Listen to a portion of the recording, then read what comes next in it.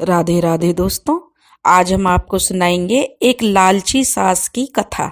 अगर आप हमारे चैनल पर नए हैं तो प्लीज़ हमारे चैनल अपनी संस्कृति को लाइक करें, सब्सक्राइब करें और शेयर करें। एक गांव में एक परिवार रहता था जिसमें सास ससुर रहते थे। उनका पूरा परिवार था। ससुर गांव का मुखिया था और उसके घर में उसका बेटा और उसके बेटे की बहू रहते थे। जो बेटे की बहू थी वह बहुत ही सुंदर, संस्कारी और बहुत ही भोली भाली थी, लेकिन उसकी सास बिल्कुल उसके विपरीत थी। उसका नाम सरला था, लेकिन वह बहुत ही कुटिल बुद्धि की थी। वह हमेशा अपने बेटे की बहू को परेशान करती रहती थी। बेटे की बहू का नाम राधिका था। जब भी वह राधिका को कुछ काम करते देखती, उसमें हमेशा मीन मेख निकालती। यह काम तुमने सही से नहीं किया, यह काम ये नहीं किया। बेचारी राधिका सुबह सवेरे बिस्तर से उठती और काम पर जुट जाती और आधी रात तक होने तक अब से बिस्तर नसीब नहीं होता। सबकी फरमाइशें पूरी करती रहती। इस पर भी उसकी सास सरला की निगाहों में हर बखत वह खटकती रहती। वह कुछ ना कुछ सारे दिन उसे ताहने मारती रहती। बेचारी राधिका मन महसूस कर रह जाती थी। एक दिन उसकी सास, वह सुबह सुबह उठी तो झाड़ू बुहार रही थी, तो उसकी सास सरला वहां आ गई और बोली, तेरे हाथों में जान नहीं है? जरा जल्दी जल्दी हाथ चला, मैं मंदिर जा रही हूँ। मेरे आने तक खाना तैयार रखना और आते ही खाऊंगी। और सुन, एक दाना भी अन्न का बर्बाद ना हो पाए।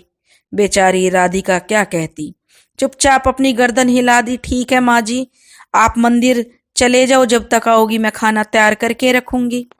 घर की सफाई करके सुकन जो राधिका थी वह बेचारी तुरंत रसोई घर में गई और खाना बनाने में जुट गई। खाना बनाते समय वह सोच रही थी, एक पल के लिए तो चैन की सांस नहीं ले पाती हूँ, लेकिन पता नहीं माँ जी हर काम में क्यों मेन मेख निकालती रहती हैं।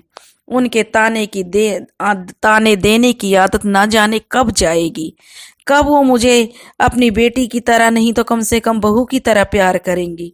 कभी तो कम से कम मुझसे राजी राजी बोलें। उन्हें तो मुझे पता नहीं क्या है, मुझे देखते ही भड़क जाती हैं। तभी बाहर से, वह सोच ही रही थी कि बाहर से आवाज जो दरवाजा खटखटाने की आई। राधिका ने सोचा, अभी तो भोजन ही तैयार हुआ है, लगता है सासू माँ जी मंदिर से जल्दी लौट आई हैं। उसने उठकर दरवाजा खोला तो देखा एक साधु बाबा खड़ा था। वह बोला, बेटी तेरा सुहाग अमर रहे, बाबा को कुछ भोजन करवा दो। राधिका तो बहुत ही सुशील संस्कारी स्त्री थी। उसने सोचा, साधु महाराज को भोजन करा तो दूं, पर कहीं ऐसा ना हो उसकी सास सरला आ गई तो मेरी खैर नहीं है, मेरी इस साधु की भी खैर नहीं है। लेकिन वह कुछ देर तक सोच विचार करने लगी और उसने सोचा, चलो जो होगा देखा जाएगा, साधु बाबा को खाना खिला देती हूँ, क्योंकि सास आएगी तो देखो मेरे से तो जब भी लड़ाई झगड़ा करेगी, इससे ज्यादा तो कुछ करेगी नहीं। मैं कह दूंगी मैंने अपने हिस्से का भोजन साधु बाबा को खिला दिया है, और यह तो हमारा अतिथि धर्म है और अपने अतिथि धर्म का हमें पालन करना चाहिए। घर पे कोई भी आ जाए तो उसे भोजन मांगे तो उसे जरूर करवाना चाहिए। अभी साधु बाबा भोजन कर ही रहा था कि राधिका की सास आ गई। साधु को घर के भीतर बैठे भोजन करता देखकर उसका पारा 7वें आसमान पर जा पहुंचा। बोली, यहाँ कोई भंडारा लगा रखा है या कोई लंगर चल रहा है जो किसी भी भिखमंगे को घर में बैठाकर भोजन करा रही हो? और वह उस साधु बाबा की तरफ मुड़ी और उसे धक्का मारते हुए कहने लगी, उठ भिखमंगे, भाग यहाँ से, यहाँ कोई जो है भंडारा चल रहा है। अब राधिका ने अपनी सास को रोकने की बहुत कोशिश की, लेकिन उस औरत ने सन्यासी को धक्के मारकर ही घर से निकाल दिया। अब उसका क्रोध राधिका पर टूटा। उसने कहा कि मैंने तुझसे कहा था ना, एक दाना भी अन्न का बर्बाद नहीं करना, और तू यहाँ इस मुष्टंडे को खाना खिला रही है। तुझे और कोई काम नहीं है? घर में कैसे कमा के आता है, तुझे तो बर्बाद करने से ही फुर्सत नहीं है। इस तरीके से वह अपनी बहू को डांटने डपटने लगी। बेचारी राधिका डरते डरते बोली, माँ जी, मैंने तो अपने हिस्से का भोजन दिया था, इसमें इतना भला बुरा कहने की क्या बात है। अतिथि तो भगवान का रूप होता है। आतिथ्य धर्म का पालन तो हर गृहस्थ को करना चाहिए। काफी देर तक सास बहू में तकरार होती रही। पड़ोसी सुनते रहे और बाद में उस औरत ने, क्योंकि वह तो बहुत घमंडी सास थी, वह तो अपने ऊपर कोई बात आने ही नहीं दे रही थी, उसने अपनी बहू को पकड़ा और धक्के मार मार कर घर से निकाल दिया। वह बेचारी राधिका रोती रोती दरवाजा पीटती रही और कहने लगी, माँ जी मुझे माफ कर दो, दरवाजा खोल दो, मैं कहाँ जाऊंगी। लेकिन सास तो जैसे पत्थर की मूर्ति बन गई। उसका दिल नहीं पसीजा और ना ही उसने राधिका को दरवाजा खोल के अंदर बुलाया। अब राधिका सोचने लगी कि सास तो बहुत पत्थर दिल है, वह मुझे घर में नहीं आने देगी। अब उसने सोचा कि अब मुझे अपने मायके लौट जाना चाहिए, क्योंकि वही उसका एक सहारा है। उसका मायका वहां से काफी दूर था और बीच में घना जंगल भी पड़ता था। बेचारी राधिका भूख प्यास से निढाल चली जा रही थी। चलते चलते वह जंगल के बीच में पहुंच गई और अंधेरा घिर आया। अचानक जोरों से बादल गरजे और मूसलाधार वर्षा शुरू हो गई। वर्षा से बचने के लिए उसने एक पेड़ की शरण ली, लेकिन वर्षा इतनी तेज थी कि बारिश का वेग बहुत तेज था, जिससे बचना मुश्किल हो गया। उसी पेड़ की कोटड़ में पेड़ में एक कोटर बना हुआ था और राधिका उसमें यह सोचकर घुस गई कि चलो बारिश से बच जाऊंगी, उसके बाद इससे निकलकर अपना जो मायके चल दूंगी। लेकिन वह यह नहीं जानती थी कि वह जो वृक्ष था वह दो राक्षसनियों का निवास था। उस पर दो राक्षसियों का मतलब रहती थी, लेकिन वे कहीं गई हुई थी उस टाइम। बेचारी वर्षा से परेशान होकर पेड़ की ओर उस कोठर में बढ़ गई और वह हारी थकी थी, इसलिए उसमें जाकर उसे तुरंत नींद आ गई। अब जो वे दोनों राक्षसनी थी वो कहीं से आई और अपने पेड़ की शाखा पर बैठ गई। एक बोली कि आज तो बारिश ने बहुत परेशान कर रखा है बहुत, और देखो इस पेड़ पर भी बारिश आ रही है, बचा ही नहीं जा रहा है।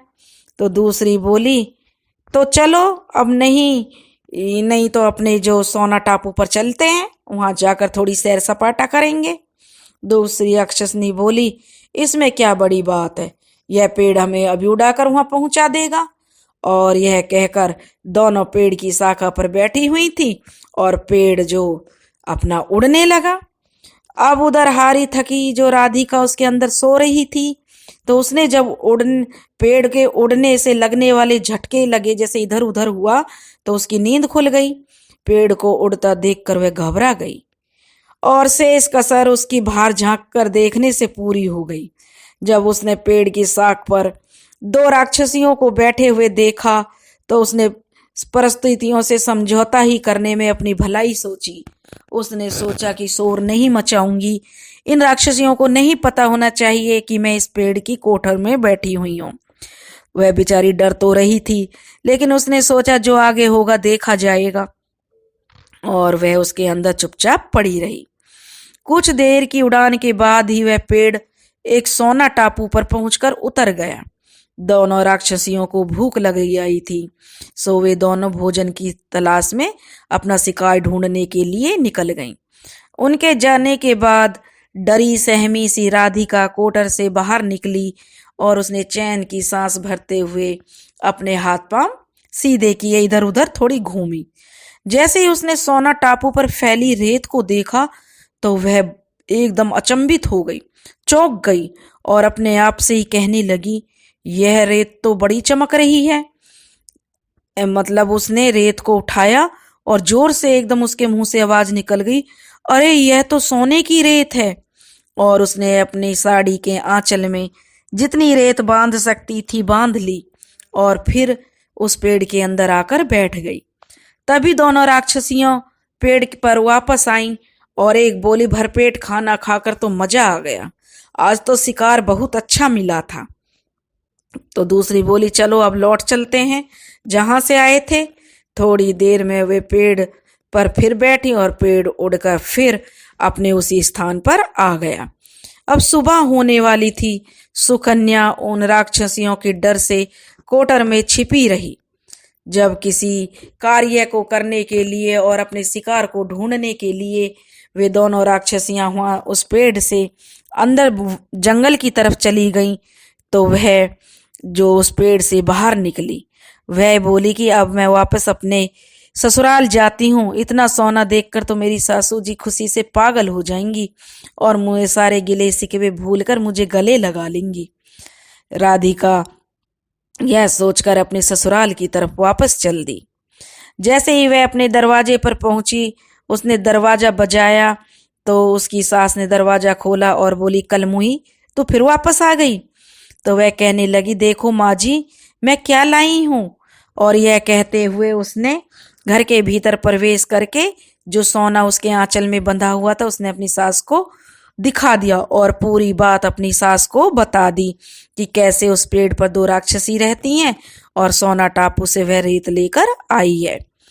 अब उसकी सास तो बहुत ही लालची थी, तो बोली, बहुत कम सोना लाई है तू। अब सासू जी वह कहने लगी, माँ जी, सासू माँ जी, हमारी 3-4 पीढ़ियां के लिए एक सोना बहुत ज्यादा है। बहू की बात सुनकर सास कहने लगी, अरे मूर्ख, सोना भी कभी काफी होता है, जितना हो उतना कम है।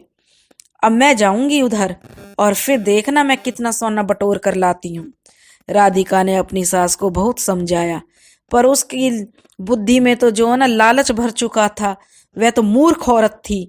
उसने अपनी बहू की एक बात नहीं सुनी और वह जंगल की तरफ चल दी। जंगल में चलते चलते जो राधिका ने पेड़ बताया था, वह उस पेड़ की कोटर में जाकर बैठ गई। सरला उत्सुकतावश जाग रही थी, वह सोई नहीं थी। तभी उसके कानों में एक राक्षसी की आवाज टकराई। वह कहने लगी, आज तो मछली खाने का मन कर रहा है। दूसरी ने उत्तर दिया, चलो मछली द्वीप पर चलते हैं, वहां बहुत सारी मछलियां मिल जाएंगी खाने के लिए। उनकी बातों को सुनकर कोठर में बैठी लालची सरला अपने आप पर काबू नहीं रख सकी और बोल पड़ी, अरे तुम सोना टापू क्यों नहीं जा रही हो।